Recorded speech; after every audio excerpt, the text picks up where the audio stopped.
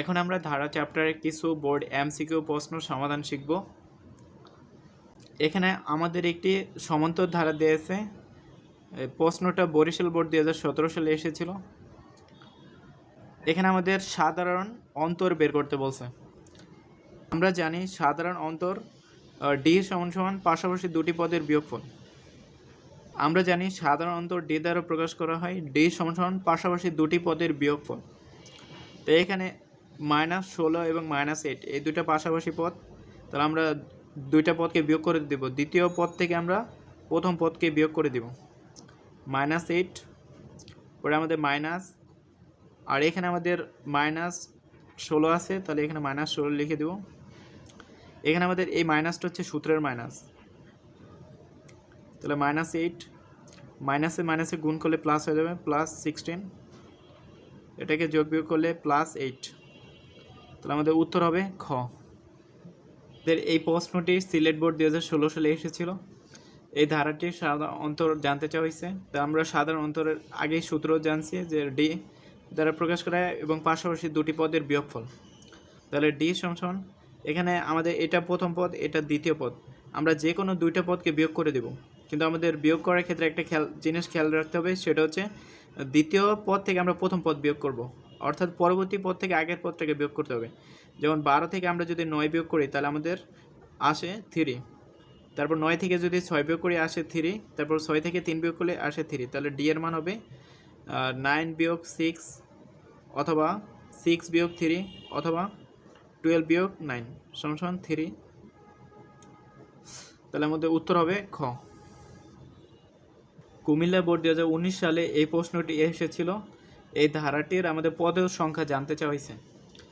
আমরা পদ সংখ্যা নির্ণয়ের জন্য সূত্র জানি। আমরা n-তম পদের সূত্র জানি। n-তম পদ a plus n-1 into d. এখানে আমাদের এটা হচ্ছে প্রথম পদ আর ডিটা হচ্ছে পাশাপাশি দুটি পদের বিয়োগফল, দুটি পদের অন্তর, আর n হচ্ছে পদ সংখ্যা। এখন এই পদ সংখ্যা নির্ণয়ের ক্ষেত্রে আমরা এখানে যে আমাদের শেষের যে মানটা, এটা আমরা ধরবো n-তম পদ। তাহলে n-তম পদের সূত্র জানি এইটা, আর আমাদের n-তম পদের মান ধরবো এই শেষের সংখ্যাটাকে। তাহলে আমরা প্রশ্নের মধ্যে লিখতে পারি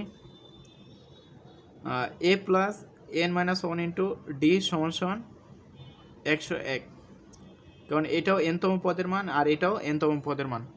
এখন এখান থেকে আমরা এই n এর মানটা বের করব, তাহলে ওইটাই হবে উত্তর। তো এই n এর মান বের করার জন্য এখানে আমাদের এই 1টা হচ্ছে প্রথম পদ অর্থাৎ a, তাহলে এর জায়গায় আমরা 1 লিখব প্লাস n-1 ইন্টু ডি। এখন আমার ডি এর মানটা লাগবে, ডিটা হচ্ছে পাশাপাশি দুটি পদের বিয়োগফল। তাহলে এখানে পাশাপাশি পদ বলতে যেমন 3 আর 1 পাশাপাশি পদ, তাহলে 3 থেকে 1 বিয়োগ করলে আমাদের 2 আসবে, আবার 5 থেকে 3 বিয়োগ করলে 2 আসবে, তাহলে আমাদের সাধারণ অন্তর অর্থাৎ ডি এর মান 2। তো এখানে ডি এর জায়গায় 2 বসাবো সমান 101। তাহলে 1 প্লাস এই 2টা n-1 এর সাথে গুণ করে দেবো, তাহলে এখানে হবে 2n, আর 1 এর সাথে গুণ দিলে -2 সমান 101।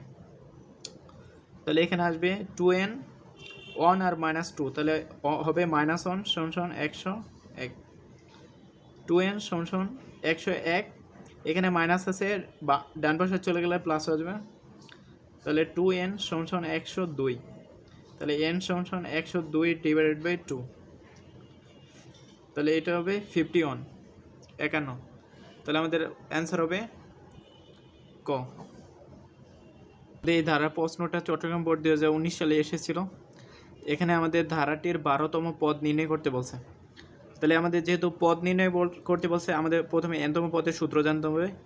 n-তম পদের সূত্র জানি a plus n-1 into d. এখানে আমাদের এখানে এই যে 12তম পদ, এখানে আমাদের n এর মানটা হবে 12, তাহলে লিখি। এখন এ হচ্ছে প্রথম পদ, এখানে আমাদের ধারাটি প্রথম পদের মান 5, এটা এর মান 5 প্লাস, আর n এর মান 12 -1 ইন্টু ডি, আর ডিটা হচ্ছে পাশাপাশি দুটি পদ এর বিয়োগফল। তাহলে এখানে আমরা যদি 7 থেকে 5 বিয়োগ করি তাহলে আসবে 2, আবার 9 থেকে 7 বিয়োগ করলে 2 আসবে, 11 থেকে 9 বিয়োগ করলে 2 আসবে, তাহলে আমাদের ডি এর মান হবে 2। এখানে ডি এর জায়গায় 2 লিখব।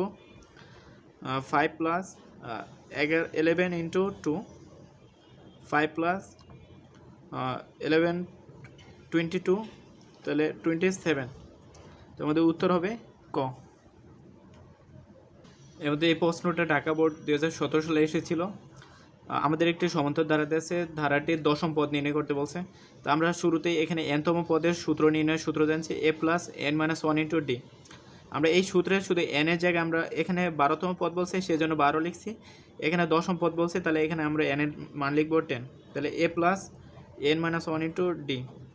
তাহলে এখানে আমাদের এই ধারাটার প্রথম পদ মান হচ্ছে 2, তাহলে এর মান হবে 2 প্লাস n এর মান লিখবো 10, যেহেতু 10তম পদ বলছে আমাদের যততম পদ বলবে n এর মান লিখবো তত, 1 ইন্টু ডি। ডিটা হচ্ছে পাশাপাশি দুটি পদের বিয়োগফল, অর্থাৎ দ্বিতীয় পদ থেকে আমরা প্রথম পদ বিয়োগ করব। তাহলে 4 থেকে 2 বিয়োগ করলে 2 আসে, আবার 6 থেকে 4 বিয়োগ করলে 2 আসে, তাহলে আমাদের ডি এর মান আসবে 2 প্লাস 9 ইন্টু 2, তাহলে 2 ইন্টু 18 প্লাস 18 সমান 20, তার মধ্যে উত্তর হবে 4। আমাদের এই ধারার প্রশ্নটি ঢাকা বোর্ড 2016 সালে এসেছিল। এখানে আমাদের ধারাটির পদ সংখ্যা নির্ণয় করতে বলছে, অর্থাৎ পদ সংখ্যা বলতে n এর মানটা নির্ণয় করতে বলছে।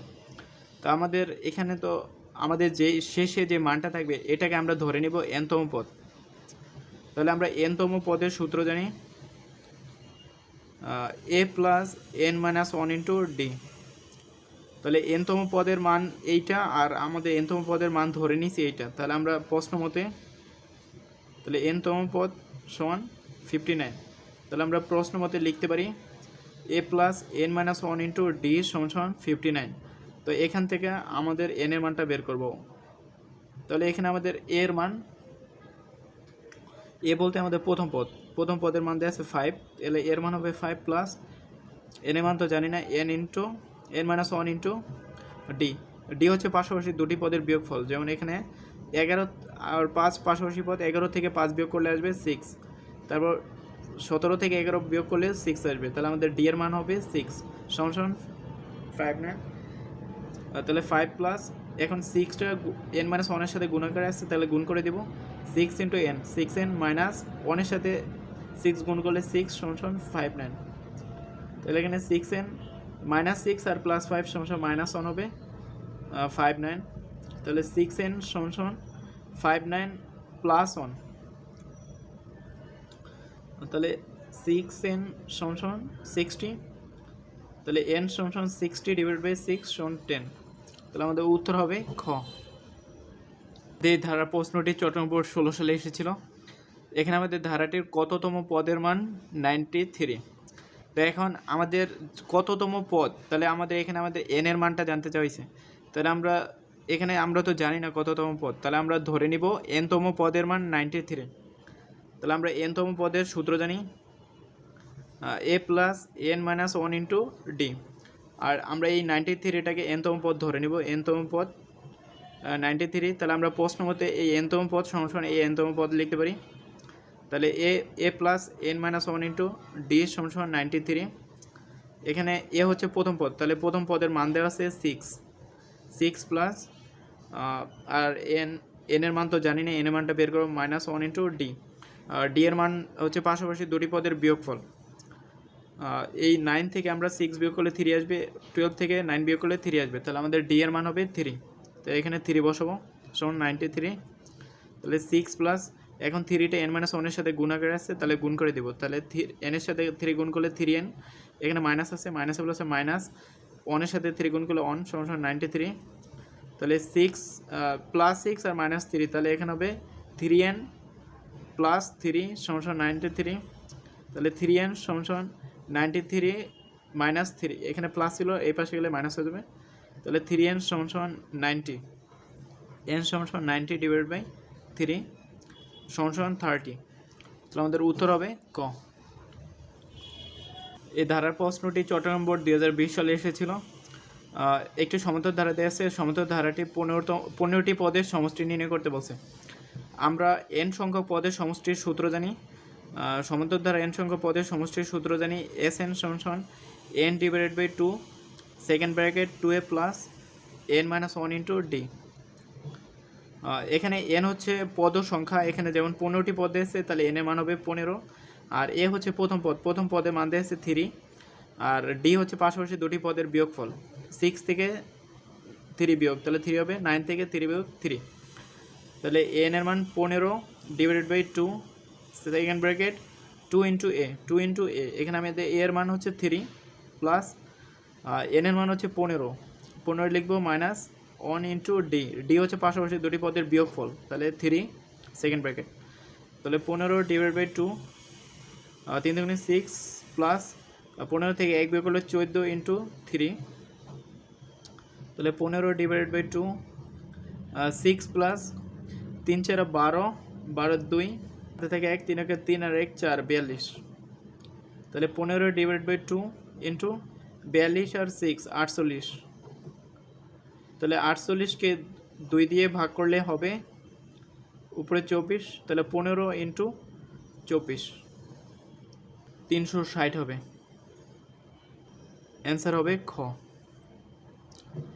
এভাবে আমরা সমষ্টি নির্ণয় করব।